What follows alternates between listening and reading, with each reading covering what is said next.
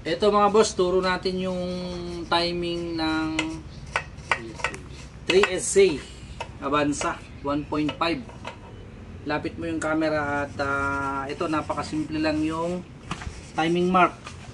Ang timing mark ng 3SC Avanza 1.5, ito yung harap ng makina. Ngayon itong lift nya ay nakatalikod lang to. Kita ba sa camera yan? Yan, nakatalikod. Ngayon ang timing mark naman dito sa mga camshaft nya ay dalawa to. Ito yung isa, meron pa sa ilalim. Basta lagi yung tatandaan na nakatalikod to. Katalikod yan. Ngayon, nandyan, nakakulay naman yung yung kadena. Sa may tuldok, saka isang gitling dito. Ayan, di na kayo maliligaw yan. Tras mo ng camera. Di na kayo maliligaw yan, papaba. Pupunta rito. Yan. Ngayon, ito namang crankshaft, nakataas lang naman yung kunya. Yan, nakataas yan mismo. Tapos yung timing mark niya, ito, tingnan mo. Pakita mo.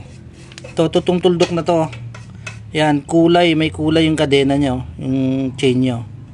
Gitna nyo lang dito. Ayan. Ito namang oil pump niya, assembly, oil pump ay wala nang pakialam to. Wala na. Susunod na lang yan. Yan. Okay na.